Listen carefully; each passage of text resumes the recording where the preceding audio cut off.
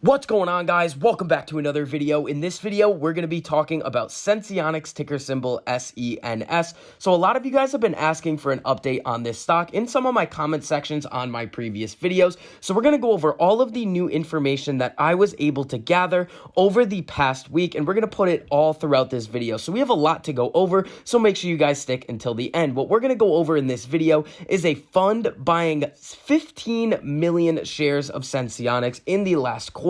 It's always good to see these big institutions or funds buying shares of companies like Senseonics, because with all of the research and analytical power they have, they definitely see something in these types of companies over the long term. Now, we're also going to go over some of the short interest data that we have on Senseonics at the current time, and the numbers are going to be different depending on which data source that you are going to look at. So we're going to go over what the reasons why this might be, and we're going to go over the schedule for when the 180-day eversense is going to be approved, and when we can see the 365-day eversense out on the market. So before we get into all of that information, if you guys enjoyed the information and analysis that I provide for you in these videos, make sure you go down and hit that like button. And if you want to see more videos like this, make sure you hit that subscribe button and turn on that notification bell so you're notified every time I post a new video, so you get to stay up to date on all of your favorite stocks, learn about a couple of new ones, and see exactly which options I am trading and which strategies I am using to trade them. And if you would like some free money with Webull,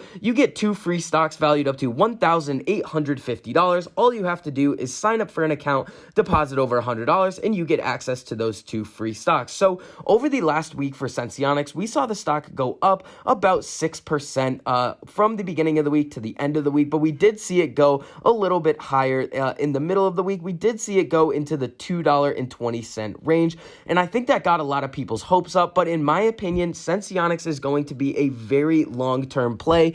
We are seeing the 180-day eversense maybe come out by the end of this year, and the 365-day eversense won't come out for a couple of more years. So let's get into this fund buying 15 million shares of Senseonics. So when we come over to Fintel, we can see that right here on April 23rd, we got this notification that Highbridge Capital Management LLC had a previous share amount of about 7.9 million shares, and their current shares that they are holding of Senseonics is 22.9 million shares. That is a 189% increase in their position size. So if we take a look at some of the other funds that are also have positions in Senseonics, we can see that some of these Fidelity funds are slightly increasing their position sizes, as we can see right here, but they own a pretty significant amount as well. And if you sort this by the most amount of shares held, we can see that Gilder Gagnon Ho and Co. LLC own about 14.4 million shares. And when we come down here, we can see Vanguard has a significant amount of shares. BlackRock has a pretty significant position size as well. Pure Vita, who you guys might have heard about before, also has a good size position. But Renaissance Technologies has a position in Senseonics, and I've mentioned this in a couple of my other videos when we discussed this, but Renaissance was the most successful hedge fund of all time in their medallion fund. It was a group of physicists that came together and wrote these very complex algorithms, and they were able to generate absolutely insane returns for a very long time period. So that's definitely an institution that you guys should definitely check out if you guys are interested. So coming back up to Highbridge Capital Management, let's learn a little bit more about who exactly they are. They have a portfolio value of about $2.6 billion. They have 117 open current positions. They opened 5 new positions and closed 24 positions in the last period. Now, let's talk a little bit about this short interest situation with Senseonics. So typically anything above 20% short interest as a percentage of the flow is considered abnormally high. And a lot of people over the past couple of months after we've seen the GameStop short squeeze situation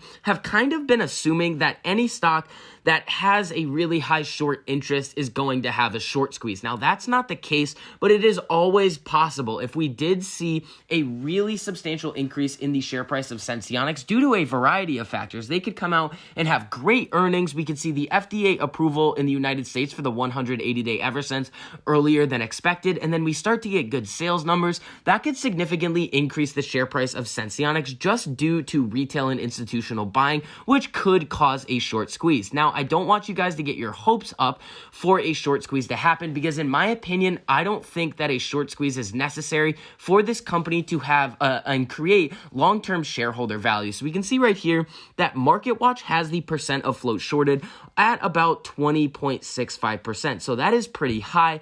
But it seems that it has come down over the past couple of weeks. And when we come over to FinViz, we can see that this number is going to be about 32.81% for Senseonics. So a couple of the reasons why there is some differences in why the short interest is different on some of these different data sources is one, the actual date that they are reporting. So some of these dates, some of these actual reporting services do it bi-weekly, some of them do it monthly, but another one of these reasons is that when the funds report their short interest, it's self-reported. So sometimes it is in the fund's best interest to underreport the amount of shares that they are shorting. If you take a look at the GameStop and AMC situation, it does make sense for the funds to come out and underrepresent the amount of shares that they have sold short because one, it's going to create a sense in retail investors that there's a short squeeze not going to happen anymore. And two, if they came out and said that they had a very significant amount of shares sold short, then they could be liable for a lot of different violations from FINRA, the SEC, because there's been a lot of naked shorting going on, and that is illegal.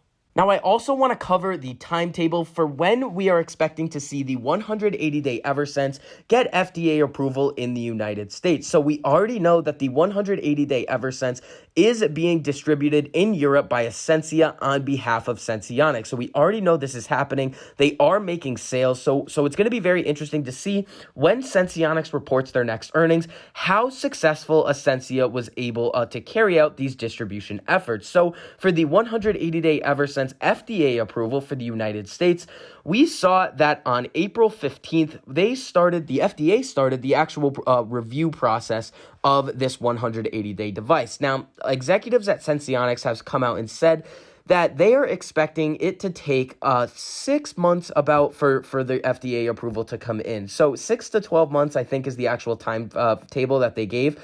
So we are expecting to see the FDA approval of the 180-day eversense in Q3 or Q4 of 2021. Now, within 30 days after this approval date or this FDA approval comes out, Ascensia will be able to start the distribution efforts of this device in the United States. So that is very big news. Right as we see the FDA approval, we can start selling this product in the United States. Now, for the 360-day model, this is going to take some more time. So when we come over here, we are currently testing configurations demonstrating 1-year stability, and we are working toward IDE approval from the agency for the 365-day product in the first half of 2021. So what exactly is this IDE approval that they need? So when we come over to Google, we can see right here an investigational device exemption, IDE, allows the investigational device to be used in a clinical study in order to collect safety and effectiveness data. All clinical evaluations of investigational devices,